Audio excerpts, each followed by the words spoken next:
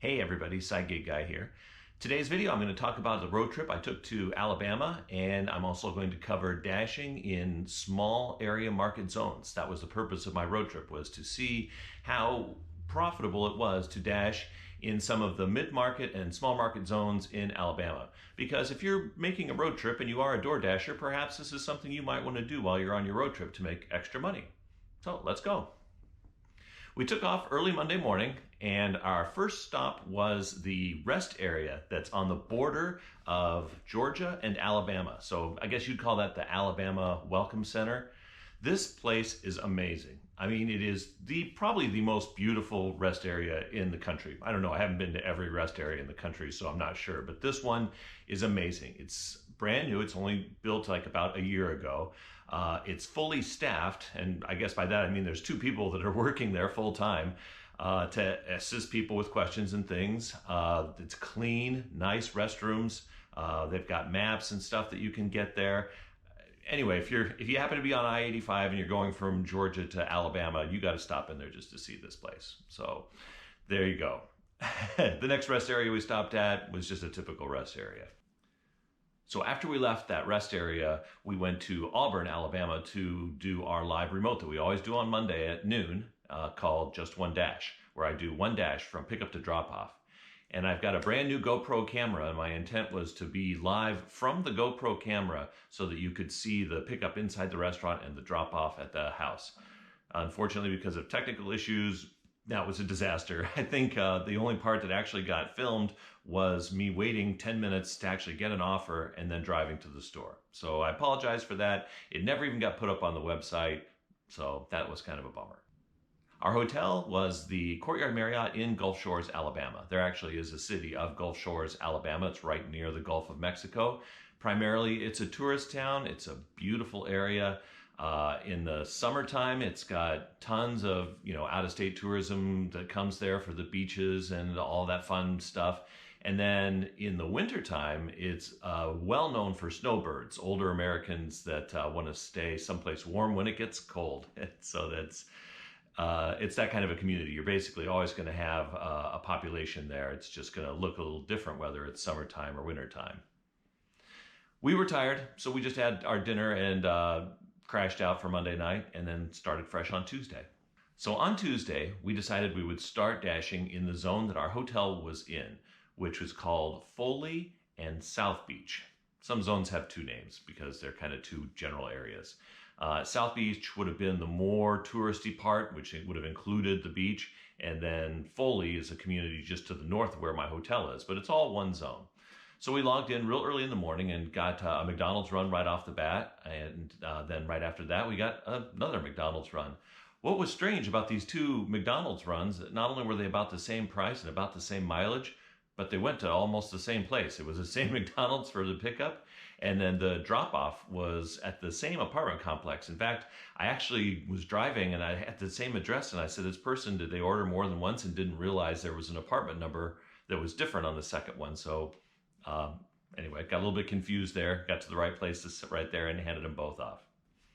And after those 2 McDonald's runs, it was actually pretty slow, a little quiet. So we decided that we would go one zone north to us. And this zone was called Daphne. And Daphne, it's a strange zone. It's actually like an upside down U.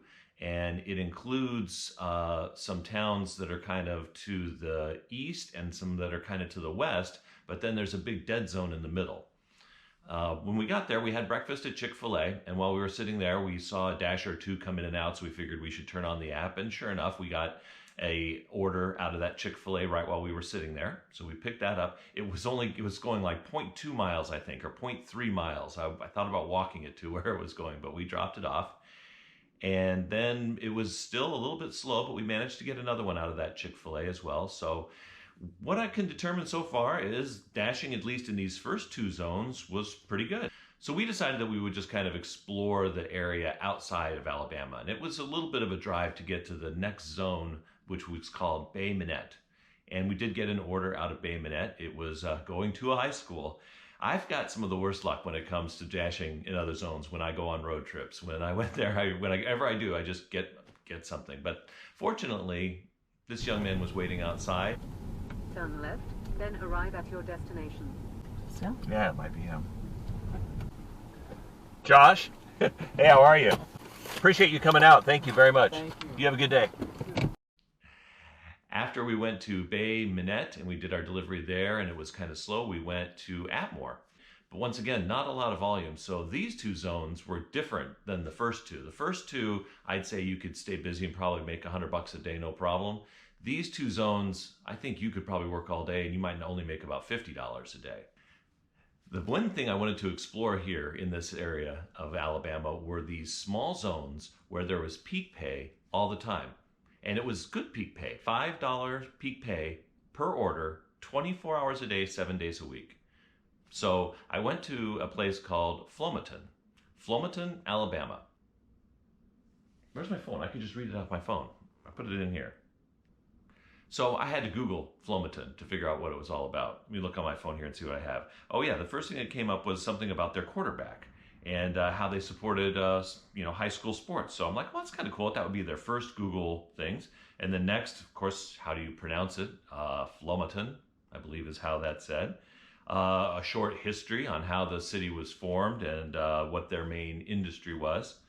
But then the last little click, which I thought was interesting, was on sales tax. The sales tax in Flomaton is 11%. Now, some of that's the state tax and some of that's the county tax, but they've got a city sales tax, that's pretty significant. What would be like 5%. And I hear their chief of police also just recently resigned.